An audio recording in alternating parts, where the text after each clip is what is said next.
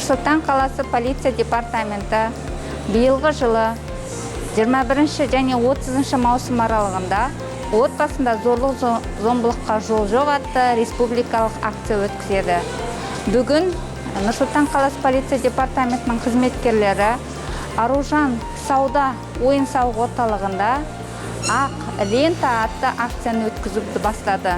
Бұның негізгі мақсаты әйелдерге қатысты жасалатын зорлық-зомбылыққа, соның ішінде осы үлкен өзекті проблемаға қоғамның назарын аудару болып табылады. Ешбір әйел адам, ешбір қыз бала зорлық-зомбылыққа тап болмау керек.